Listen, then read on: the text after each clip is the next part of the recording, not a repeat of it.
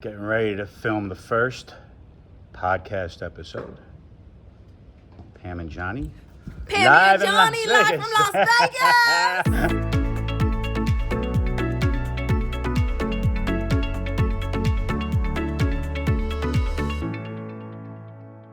Welcome to the first episode of EXP live from Las Vegas with Pammy And Johnny. And here we are. And basically the goal, I'm going to look at my phone because I can't remember everything, but I know I wrote down a couple of smart things that we probably want to say. Anyway, the destination for this podcast, for the EXP Live from Las Vegas with Pammy and Johnny podcast is a couple of things we want to do. What's new with EXP? EXP is a very evolving company, right, Pam? Things are changing literally by the day over here. High tech. EXP is not trying to catch up with technology in real estate. EXP is already working on the next thing. Absolutely. That's a great way to put it. Yeah. So there's so much going on with EXP that you, whether or not you're an EXP agent, you could be any kind of real estate agent. Makes no difference. We don't discriminate. We welcome all. And one thing about EXP is that we love to collaborate, right? So this is not EXP-centric podcast, clubhouse, talk extraordinaire. This is for all real estate agents, everybody in the game. Absolutely. All real estate agents, business owners, and people who are intrigued or interested or live or thinking about moving to Las Vegas as well. Absolutely. And then on top of all that, you get all the charm and personality that completely oozes out of our pores to the point that... Good thing I swallowed my tea. I'm just kind of, I'll try to be nice. She won't, trust me. She'll try, but she won't accomplish it. Especially not around me. I don't know, maybe I'm a bad influence, which I've been told I am. Amazing. You are. I can't help it, though. So you know what's fun about this too is like, you know, real estate doesn't have to be dry, right? Nah, I mean, are you kidding me? Real estate's a fun gig. Real estate's exciting. Really, it doesn't have to be boring real estate. No, what's our motto, Pammy? Tell everybody. We sell real estate and have fun doing it. And we have fun doing it. I mean, literally, thank you, Donald Miller. Plug for you. If anybody hasn't watched Story Branding, Yeah, and just Branding don't. for If Success. Donald Miller's lawyers are watching this video, don't sue us, please. Otherwise, we will go back and edit it. It'll be Ronald Miller, and then we'll get sued by Ronald Miller instead. But whatever the case may be. Anyway, listen, we sell real estate and have fun doing it. And here we are. We're live from Las Vegas. We are EXP agents. This is Pammy and Johnny. I'm the novice. I'm the rookie here. Pammy is the seasoned veteran. You never know it by looking at her. But Pam, how many years have you been in the real estate business? Well, pretty much since I was in diapers. But actually, like 17 years old, I've been in the real estate gig in Las Vegas in one form or fashion or another. Wow. So yeah, started off in the industry in a title company. My mother called up one of her friends and said, listen, you have to give my daughter a job, please. So I ended up... It was better than she calling up Deja Vu and saying, hey, you got to give my daughter a job, right? Give my daughter a job. Hey, it is Vegas. Yeah. There's always alternative careers in case you move out here and you don't find your niche. Anyway, go ahead. I went the high road, so I started answering phones at a title company, and I just dug the industry. It was really cool. However, you got to remember, this was back in 1987, right? So this was pre-computers, pre-internet. And what was Vegas like, in general, what was Vegas like in 87? I've only been living here 6 years. So for any of you that know Las Vegas, I can tell you that I used to live in Spring Valley, which was the new up-and-coming part of Las Vegas, right? And Rainbow and Sahara was the end of the world. Wow. There was nothing past Rainbow and Sahara. And what was it was just desert? It was just desert, right? So we would we'd get in the guys' trucks. Remember the little Toyota trucks with the roll bars on the back of them? Of course. And then you take off the TO on the tailgate so it just says Yoda, right? You crazy Vegas kids. Much more advanced than us Brooklyn guys. So we'd all pile in our friends' trucks and we would drive westbound, which is now Sahara, which was nothing. I'm sorry, my hair is doing something crazy. And we would have bonfires and drink jungle juice. Jungle Goose, huh? With Grey Goose. We would drink jungle juice. Have you been drinking any Jungle Goose this morning? I don't know. Woohoo! Happy tea, we call it around here. Exactly. Anyway, back on track. We partied in the middle of the desert, which is now the lakes. Wow. So, and then beyond the lakes, you've got Piccoli Ranch, and then you have Summerlin, which is this incredible Howard Hughes master plan community. And were there any casinos off the Strip, or there were only casinos on the Strip back when you were growing up out here? There was a couple. I mean, the Gold Coast has been around pretty much forever, right? That's right off the Strip. But obviously, Summerlin didn't exist back then, so you didn't have the three casinos in Summerlin. I mean, so much has developed. Well, and that's part of my history as well too, because I went from a title company to a hard money lending company. And so I managed a portfolio of hundreds of millions of dollars, and we literally helped Las Vegas grow. So at the time, builders would come to us and they'd take down a piece of land, and we'd give them a bridge loan, and then they would build the infrastructure for those subdivisions, if you will. And then they would go vertical, and then they would pay the loan back one at a time as they sold the properties to the consumers. So we got to help, like, Stan Park Construction and Champion Homes and Lennar and all these, old-time builders that have been around forever. Let's see, KB Homes used to actually be Kaufman and Broad, for any of you who remember going back that far. I do. So it was fun. I literally got to help develop Las Vegas. From there, my boss was a total tyrant. I don't know if you could believe that or not. Well, I was going to say, how many out of the course of your career as a hard money lender, how many legs have you broken? I'm kind of curious. Well, the best job I ever had was he had to foreclose on the old Cuckoo's Club. For anybody who's been in Vegas for a while. What's that? I like the name of it, though. The Cuckoo's Club was on the front, a bar, but I do believe that there was like some going on in the background. Listen, for you folks that are young or in the Midwest, cover your ears. You may not want to hear the rest Cover your ears right now. La la la. We had to foreclose on it, and so the property was no longer in business or operation, and the building was abandoned. The learning point in my life and my career was, he said, Pam, what do you care what job I give you? If I give you a job, it's because it's necessary and because that's what we have to do right now. At the end of the day, you are going to get paid the same amount of money. And sometimes in life, you have to scrub toilets to get where you need to be. Right? Very good Great practical lesson, advice. Right? Yeah, absolutely. So he was an incredible mentor. However, he was also a tyrant, and I didn't get any days off. I got 3 days off a year. Yeah, I know. I mean, I think you told me that he wouldn't even give you time off for your honeymoon, right? He didn't want to give me a 2-week vacation for my honeymoon. So anyway, I had my real estate license. I was also a CCIM, which is a Certified Commercial Investment Member. Now, what exactly does that mean? Explain to the folks. A CCIM is the highest designation you could get in the commercial industry. Oh, wow. I was the youngest person in the nation to receive that degree No at the kidding. age of 23. Wow. Youngest person in the nation. That's awesome. At the time, I have since been beat out, which I do not take kindly to. You little whippersnapper, whoever you are, I hope you're making millions and millions out there with that degree. Good for you. And look, Pam has gotten over it. Right. She's okay. She's moved past it. It's okay. Long story short, since then I decided to go full-time real estate and just have never looked back. Wow, that's awesome. Yeah, so it's been a great career. It's all been Las Vegas centric. And one of the many great things about Pam, and as you can tell what Pam just explained about a career, is that you have experience in every single aspect of a real estate transaction. Yeah, listen, there are a lot of moving parts to a real estate transaction, right? It's not just, finding the property and negotiating the sale. You have to deal with, appraisals and title issues and zoning issues and deficiencies. So, it's an all-encompassing knowledge base, right? So, yeah, however, then the other thing is that I can only be an expert at this much, right? I want to be an expert at this much, and I also want to surround myself with people who are experts at everything else they do. Like, incredible segue. Hey-oh, but before we get to me and my wonderful background I just wanted to point something out, which a little parallel. Yes. I view a real estate transaction, buying and selling a home. It's like a little bit like shooting a movie, right? The agent is the director. The buyer, seller, they're the producers, right? They're hiring the director. The director's got to find the right actors. I'm following you. Okay. Okay, so the director, as the director, we as agents, we got to find the right cast, right? Right Cast being title companies, lenders, Beautiful. appraisers, all across the board. So basically, when you're a real estate agent, you're like a director. You're like I'm like the Francis Ford Coppola. Pammy's like the Penny Marshall. I mean, Penny Marshall's dead. So I prefer Marissa Tomei. Marissa Tomei. The two youths decided to do a podcast.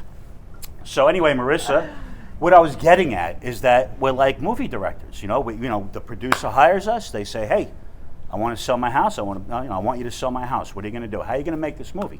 In And all that's what we do. honesty, I think it's a beautiful parallel. It really I is. really do. I like it. I'm digging it. Can I trademark and copyright that? Interestingly enough, I ended up getting the privilege of meeting you about a year and a half ago, working for the SBA, right? Little actually, yeah. It's actually That's actually about a year and a half ago. About a year So, and a half Pam, ago, working for the SBA. We worked in the same office building, and Pam would hound me every single day, come by my office to bother me, ask me questions, ask me what I was going to have for lunch, stuff like. Actually, maybe it was me that was doing that. What I was really attempting to do was get tickets to the donut convention because listen, and how'd that work for you, huh? I didn't get the damn tickets. So that's one thing we definitely miss in Vegas, right? I mean, conventions are a staple of the city. Our entire economic engine is for the most part shut down right now, right?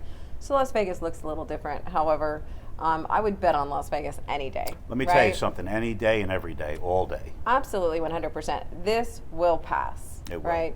So the relevance of this town will never go away. But, man, you were living the convention scene like crazy. As we know, Nevada is the hub for conventions throughout the world, and there are literally multiple conventions each and every week. So you can literally attend a convention each and every day of the year out in Las Vegas, pre-COVID anyway. And so, my job was to go around and set up our booth at conventions and meet small business owners and help them obtain SBA loans through the SBA loan program, advise them on doing their business. My background is I worked on Wall Street for a long time, traded stocks and commodities, had my commodities broker for a little bit, and I've also ran sales and operations for 3 multi-million-dollar companies in the entertainment industry. Got back into the financial world with SBA because I love helping small business owners, and what I do best is to deal with people. That's part of what I want to talk about too, is like, how cool is it to help a company or a small business expand and actually go brick and mortar? I mean, that's a big deal. It's the best feeling in the world. Most small businesses, when they start out with a dream and a concept, and all they have is sweat equity at that point. Most of them don't even have the actual equity to get going. And what happens is a lot of businesses, they start to grow, they start to ramp up, they get to a point where their cash flow is inhibiting them from continuing to grow. Because my background is in sales, business development, operations, I can bring a lot to the table. I've worked with a number of different businesses in terms of SBA loans, so it's given me the inner workings of everything from e-commerce businesses to physicians, you name it, across the board. So let's take it super personal. This pandemic has definitely changed how we use real estate, how we enjoy real estate. It has shifted cultures and values. Yeah. It's shifted how we use our home, how we think about our home. It's shifted so many things, and I don't know that that's necessarily a bad thing. You know what I mean? No, you know what? I think that it's interesting because this is sort of like a post-World War II type of concept. Follow me here. So we had a housing boom post-World War II, yes? Right. That was when, after World War II, prior to Korea, the happy days, Laverne and Shirley days, people were able to buy homes. If you were a plumber, if you were a butcher, it didn't matter what you did for a living, homes were affordable. And the American dream. It was the American dream, and that's how families built their equity. And if you have parents that have sold their home recently, you live in your parents' home, you can see how much value that property has gone up. So what I'm getting at is that I think that even though it's a completely 180 in terms of why we're here, I think that the housing boom is going to be permanent from here on in. And I think obviously certain cities and certain areas of the country are going to benefit or are going to see more action, so to speak, than other parts of the country. But I think that this is the beginning of a trend, not a trend, but a shift and a movement where most Americans are going to want to embrace home ownership again. A housing movement. Yeah. I love it. And I'm going to play devil's advocate Sure. with you a little bit because that's what we do best, right? Absolutely. I agree with you. I think that we have this huge window of opportunity right now where real estate and housing is going to be, housing especially, is going to, we see no end in sight, especially in Las Vegas. This market is on fire right now, right? So we see no end in sight right now. And we know that, economies are cyclical, right? So what goes up must come down. All of that's going to happen. The commercial end is going to be super interesting to see how commercial reacts to everything that's going on right now, right? So we've all talked about it until we're blue in the face. There's nothing left to talk about, but retail is fundamentally changing, and office is fundamentally changing. And a lot of that might just be knee-jerk reaction, right? So once we get past the knee-jerk reaction and all the pundits and everything that everybody thinks about it and their opinions on it, what's going to actually shake out in the end, and how long is it going to take to actually shake out? John and I talk about this a lot. It's like, you can't take me away from an office forever. Okay. I mean, how horrible was it when you weren't able to see me for those first couple of months of COVID? How frustrating it was not to. I missed you so much, and listen, you just aren't the same on the Brady Bunch Zoom screen, I hate right? that. It's like the whole Brady Bunch Zoom See, screen. I like the more like the Hollywood. I'll take Pam to block Hollywood Square. Remember Hollywood Square? Yeah, so how is it all going to actually fall out? We don't know. We've got a little bit of time. I think there's been a lot of knee-jerk reactions, right? What's going to be super interesting is to see how, what I'm really passionate about is to see how like malls will reinvent themselves, right? You take an old mall, you could turn it into a medical facility. You can turn it into a city. You could create living spaces and have your restaurants and your retail and your little post office and your gym and everything. And let's face it, that's what people want these days. People want to have access to all those type of amenities. It's not a matter of just having a swimming pool or a tennis court.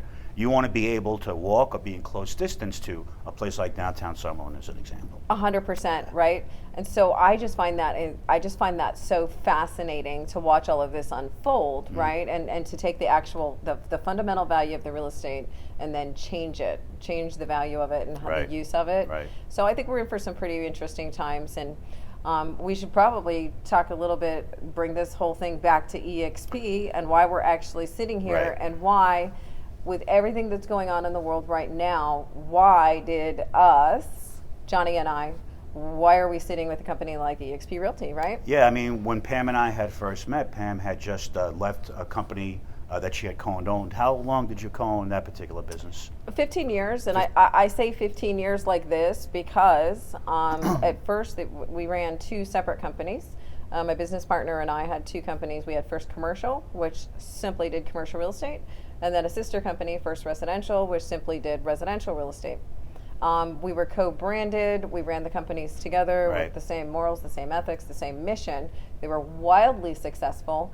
So branded the same that the First Commercial F was blue and Facebook stole that F. We had the F first. So we were red and we were blue. What happened? The market crashed. We're a relatively small company, powerful but small independent company, had about 75 agents. Market crashes. Wow. Half of our agents went and were bartending to just, put money on the table and feed their family, right? They weren't actually selling real estate anymore. So what we had to do was we had to go lean and mean, and we shut down those two companies and merged them into one company to cut costs and overhead. So that became First Real Estate Companies. It was the merging of two companies. So I say 15 years because it was literally two companies that merged into one. However, it was the same partnership, the same people involved. And I thoroughly enjoyed running that boutique firm for 15 years. It had to be a difficult decision, and it couldn't have been easy. So what made you pick EXP to be? Well, let me just address the fact that it wasn't easy. It was literally one of the most difficult times of my life. Yeah. I would equate it to having an amicable divorce, right? Yeah. There was no stress between my business partner and I. However, the difference came down to the fact that I just knew that running a boutique firm, an old-fashioned traditional boutique firm. Yeah, I mean, at the end of the day, I just knew that running this independent boutique firm had just become fundamentally obsolete. But why? Like, what prompted you to say to yourself that? Because I simply could not give my agents the tools that they needed. Okay. I could not put the tools and the power and the technology in their hand that they needed because it was just too cost prohibitive, right? Right. So in order for, there's things that you get with a technology firm, like your CRM programs and your KV Core and all of that. I was having to purchase so many different apps and pieces of technology to make my company efficient and run. If I were to try to pass those costs through to the agent, they'd have been poor. They wouldn't have been making any money. And then let's just not even talk about the fact that there's no artificial intelligence at that point that overlays those parts and pieces of technology to make them speak to one another. So the inefficiencies on my end, I'm spending so much time in administration and trying to, part and piece time things to sell together. and buy. There was no time to actually be of service to any of my agents and really be the manager and the broker that they needed, right? So I knew there was a better way to sell real estate. So I started researching legacy firms that had recently purchased technology companies. There's a few big ones out there, right? Right. And then I thought to myself after I did my research, you know what? What if there is a technology firm that just decided there was a better way to do real estate? So I started researching that avenue, and I landed on EXP. And lo and behold, little did I even know, I actually have some close friends, some close comrades, people that I really look up to that had already taken the leap into EXP. So it was just a matter of reaching out to them, getting a little bit more information on this company I had never heard of. If somebody I admire and respect has taken that leap, it's something that I need to look at, right?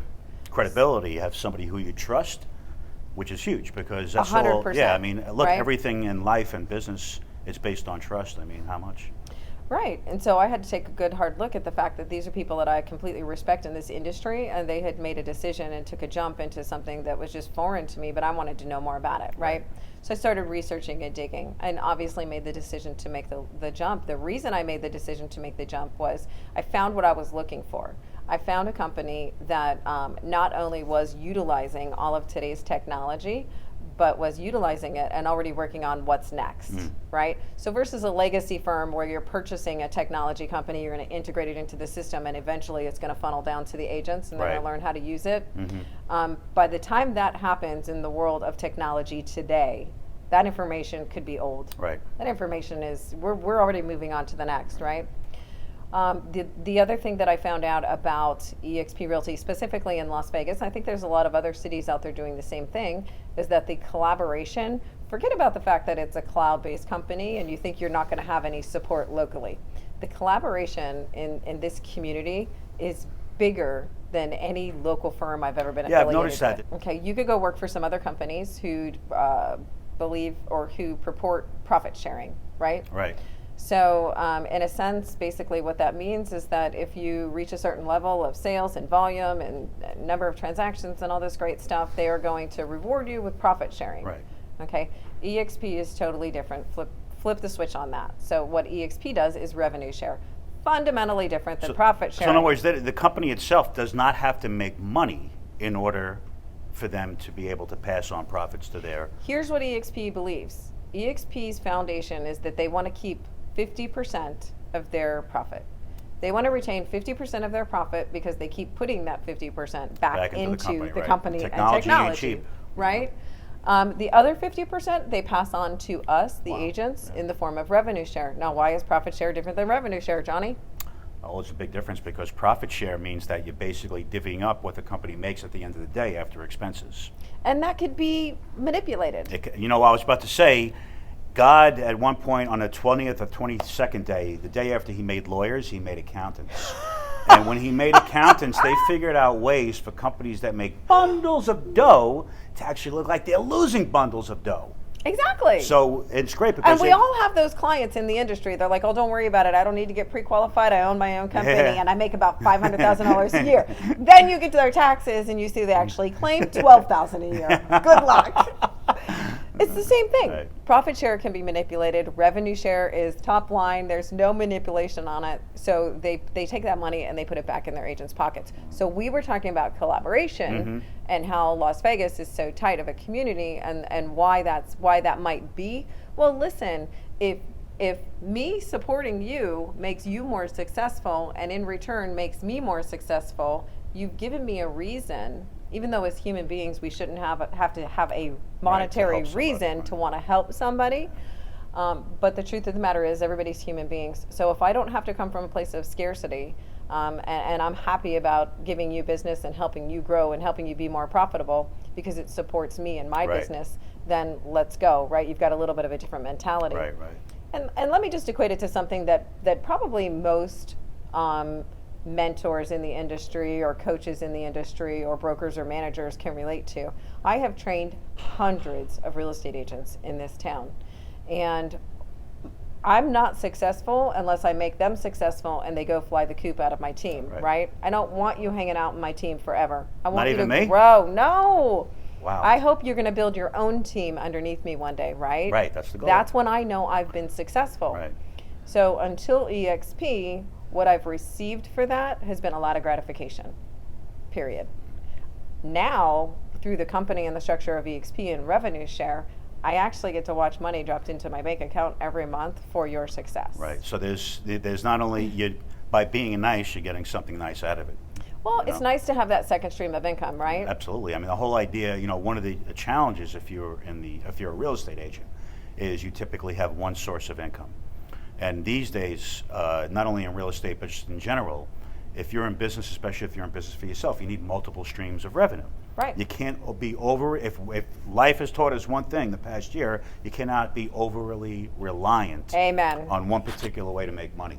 And the great thing, which I found really attractive about EXP, was the fact that I have an opportunity to have multiple sources of income, that I'm not solely reliant on whether or not I'm able, to have a client who's interested in buying or selling a home this week.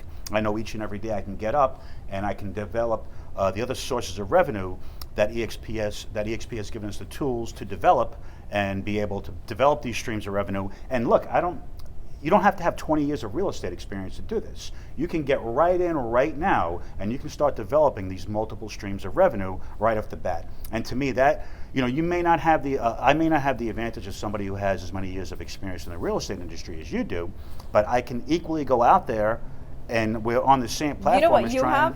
Excitement. You have excitement. You've got that. I thought you were going to tell me charm, personality, but I'll take excitement. You like a Lucky Charm. You're like the little guy in the box of the Lucky Charms. You have the excitement. You have the passion. You have the chutzpah, right? So that's the reason why I love chutzpah. Chutzpah. No.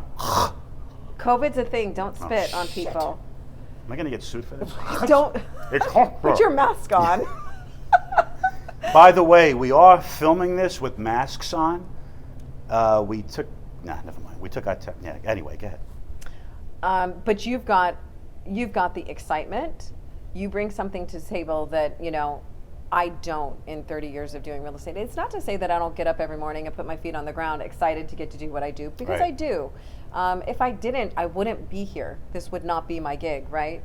But I think that there's a great advantage to these new agents. Our team is wrought with new agents right now, right? Absolutely, yeah. I mean, their licenses are coming out of the division as fast as we can get them and putting them to work, right? I'm trying to hold all my team members back until they actually get licensed to do what they want to do. But what they have is excitement. Excitement attracts excitement. Right. If you go see a great movie or go to a great restaurant and you don't tell all your friends about it, you are literally ripping them off. That's a great point. Why wouldn't you? You know what I mean? Point. So I have no problem sharing my passion about EXP with people, and just because I have 30 years, I don't think that gives me an edge by any means whatsoever. I mean, you guys are already out there killing it, giving us a great name, so it's been fun to watch. Well, I mean, everything starts from the top, and as a leader, not only have you given everybody the tools to do so, but you really, I can't begin to tell anybody who's thinking about becoming an agent or is an agent, I can't stress enough how important it is to have a mentor, somebody to teach you the ins and out, because you know what, it's a rough business, man. Real estate business, it ain't for everybody. No. And it's not for, you have to have a thick skin, and you have to be willing and prepared to deal with disappointment along the learning curve. And you got to scrub some toilets. That's right. And speaking of great mentors, I have great mentors. Speaking of this Las Vegas community that we have, it's the Synergy community is what we call it. Right. And so my mentors are, Cody Lewis and Joe DeRaffaelli and Denise Klein and Tamara. And, I surround myself with people that hold me accountable and lift me up every day. Right. So I've got to give kudos to those guys. And then it just goes to the Brent Goves, and, I could go all the way up to Jason Gessing, getting to hang out with him in New York City at InmaConnect 2019, so everybody needs a mentor. Everybody does, no question. And I'll never forget when Cody Lewis asked me, why did you decide to come on board? Why did you decide to do this? And I said, well, I got what I was looking for when I was searching out the technology. I got what I was looking for when I was searching for, a good company. I mean, stop. We're traded on the NASDAQ. Just purchased Success Magazine. These are all future podcasts. There's so much to talk about with EXP Realty. I said, but honestly, I found a community of people in a cloud-based brokerage where I could run my own company and be autonomous, where I could fly and soar with the eagles, and I had people supporting me and lifting me up. That's honest to God what clinched the deal for me. Right. Because at the end of the day, business is about relationships. 100%. It's not about, of course it's about business, but primarily it's about relationships. Relationships are what get business done. And one thing which I did was I spoke to a lot of different real estate agencies before I started when I wanted to get my license, before I got into the game. And I'm not going to lie, Pam was a huge influence, but I'm not a rookie, and I shopped around and I spoke to a number of different agencies out there to see what I thought would be the best fit. I wanted to see what else was out there. You have the to. only thing I knew was EXP and what Pam was telling me, and I'm not knocking, these are good agencies. And I have multiple friends who have worked in real estate for years, and I spoke to them. Common things kept on coming back to me. When I spoke to friends of mine who were agents, and I told them, well, I have somebody mentoring me who's taking the time each and every day to coach me and to, more importantly, to school me on all the intricacies of getting a deal done, they were shocked. Like, you kidding me? They gave me a desk, they told me here's a phone, and I had to figure it out on my own. Right. So it's a huge advantage to elaborate on what you spoke about as far as the EXP community, not only on a localized level, especially on a localized level, but also on a national and international level. I'll give you an example. If you're an agent out there, did you get up this morning, turn on your computer, and saw a whole host of other agents throughout the country offering to refer clients to you to call, to list a home, to show a home? All day, every day, there are agents on EXP's workplace platform posting opportunities to make money, and it's not BS. It's real. We've got one of our agents right now, Lena, is out showing right now, selling. Because of a call she answered 2 days ago. So. Right. So I mean, these are things that I think agents outside of EXP, I don't know if they're getting this kind of support. I don't know if they're getting this kind of action. I have no idea either. I can tell you we're at 37 minutes. I don't know if we've even peeled off the first layer of the onion. But the good news is that we've got so much information to deliver about EXP and where the general industry is at and what's going on with the company. I think we have a lot of podcasts to go from here on out. We right? do, and we have a text message too. The great news is that maybe we have peeled back the first layer of the onion. I agree. Yeah, I like that. There is so much to learn and expand on with EXP. And that's why everybody's going to want to tune in, because this is going to be a weekly thing. And so this is every week we're going to bring something new to the table. Every week we're going to add value. And as Pam mentioned at the outset, it's not only going to be just about EXP. It's going to be about everything that's going on in real estate business locally, nationally, and internationally. I mean, there's no other company like EXP right now. So let's quantify it. So a year and a half ago when I joined EXP Realty, we had about 25,000 agents. Today there are over 40,000 agents. Wow. So let me tell you, 1 year, 25,000 a year and a half. to 40,000. So it's over a 50% jump in a year and a half of agents. Correct. Another thing that we'll probably talk about in a future podcast, but we were trading for $8 a share on the NASDAQ a year and a half ago. We've reached over $80 a share. I think today is at $70 a share. Yeah, the $72 stock hit a recent the stock has been hitting new highs. It's EXPI on the NASDAQ, by the way. But it's a company that allows you to purchase stock at a discount. I don't know where you could purchase incredible stock at a discount except for here. Right. So, just to quantify the actual growth of the company, we just launched in Mexico, and we're going to be opening up in Puerto Rico, in Hong Kong, Italy. We France, are on fire, we are. right? And so the reach is global, the collaboration is local.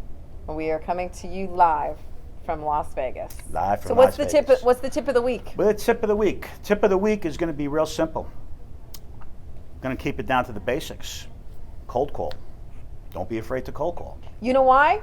Because real estate is about relationship, and this is a contact sport. So stop living behind your computer and stop living behind social media. Are those things important? Absolutely. But if you don't pick up the phone and you don't make the contact, you probably ain't getting the deal. Yeah. Because real estate is about relationship and it's a contact sport. Right. So use technology to its benefit and then pick up the phone. Pick up the phone. Thanks for tuning in, everybody. We will see you next week. See you next time. EXP live from Las Vegas. Pammy. And Johnny.